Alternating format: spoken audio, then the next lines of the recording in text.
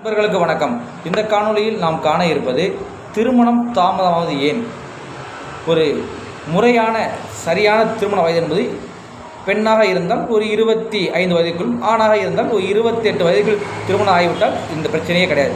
சில ஆண்கள் சில பெண்களுக்கு பார்த்தீங்கன்னால் 30 வயதை தாண்டியும், ஆண்களுக்கு அதே போல் 30 வயதை தாண்டியும் திருமணம் ஆகாத சூழல் இருந்து கொண்டிருக்கிறது. இதற்கு என்ன ஜோதிட ரீதியாக என்ன காரணம்? திருமணத்திற்கு முதன்மையான காரணம் யார்? சுக்கிரன். சுக்கிரன் பலம் இழப்பது என்றால் சுக்கிரன் 6, 8, 12 இது போன்ற இடங்களில் மறைவது. ஆனால் சுக்கிரனுக்கு சில இடங்கள் மறைசனம் இல்லை, இருந்தாலும் மறையும் போது சில தாமதங்கள் அங்கே ஏற்படும். முதலாவதாக சுக்கிரன். அதே சுக்கிரன் சனி செவ்வாய் ராகு போன்ற மொத்த தொடர்பை, செவ்வாயோட சில தவறில்லை, சனி ராகு போன்ற கூட்டுக்கிரகங்களோடு இணையும் போதோ அல்லது சுக்கிரனுடன் ராகு மிக நெருக்கமாக இணையும் போதோ. ஏன் சுக்கிரன் என்றால் களத்திரக்காரகன் ஆகிய சுக்கிரன் தான் திருமணத்துக்கு முதன்மையானவர். பொதுவாக ஒவ்வொரு கிரகத்துக்கும் ஒரு காரகத்துவம் இருக்குல்ல, அந்த காரகத்துவத்தில் திருமணம், இந்த காமம் போன்ற அடிப்படை கூட காரகத்துவாதி சுக்கிரன் தான். அதனால் சுக்கிரனை நாம் முதன்மையாக திருமணம் தாமம் என்றால் முதலில் சுக்கிரன் நிலை என்ன அது முதலில் பார்க்க வேண்டும். சுக்கிரன் எவ்வாறு இருக்கிறார், யாரோடு இணைந்திருக்கிறார், எவ்வாறு இருக்கிறார், அது நிலை பார்த்த பிறகு சுக்கிரன் நிலை முதல்ல. சுக்கிரன் பாதிக்கப்படும் போது கண்டிப்பாக திருமணம் தாமதப்படும். அடுத்ததாக களத்திரஸ்தானம் எந்த லக்கணமாக இருந்தாலும் அந்த லக்கணம் 7ஆம் இடம். இப்போ மேச லக்கணமாக இருந்தால் துலாம், ரிஷப லக்கணமாக இருந்தால் விருச்சகம், மிதுன லக்கணமாக இருந்தால் தனுசு, கடக லக்கணமாக இருந்தால் ஒவ்வொரு லக்கணத்திற்கும் அதில் 7ஆம் இடம் இருக்கக்கூடிய ஸ்தானம் களத்திரஸ்தானம் என்று அழைக்கப்படுகிறது. இந்த களத்திரஸ்துக்கு அதிபதியாகியவர் களத்திரஸ்தானாதிபதி. இப்போ மேச லக்கணத்திற்கு பார்த்தீங்கன்னா களத்து சத்துவப்படி மேச லக்கணத்திற்கு 7ஆம் பதி சுக்கிரன் தான், ரிஷபத்திற்கு செவ்வாய். இது போன்ற 7ஆம் அதிபதியாகக்கூடிய அந்த ஸ்தானாதிபதி எப்படி இருக்கிறார்?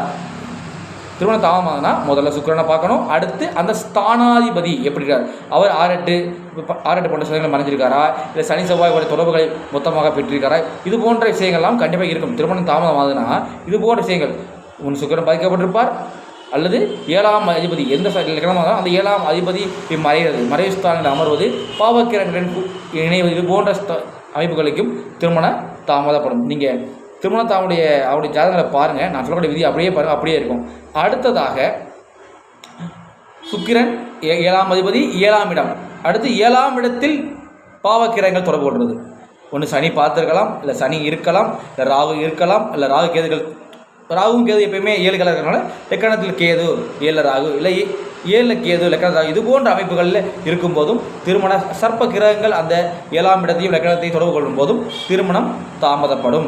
அடுத்ததாக திருமணத்திற்கு அனைவரும் கிடைக்கும் குடும்பம். அடுத்து லக்கணத்திற்கு 2, 7, 8ஆம் இடங்கள். அடுத்து ராசிக்கு 2, 7, 8ஆம் இடங்கள் சனி செவ்வாய் ராகு கேது தொடர்புகளை பெறும்போது, தொடர்புகள் என்றால் பார்ப்பது, இணைவது, இருப்பது, இது போன்ற அமைப்புகள் இருக்கும்போது கண்டிப்பாக ஒருவருக்கு திருமணம் என்பது மிக தாமதமாக தான் நடக்கும். பெண்ணாக இருந்தால்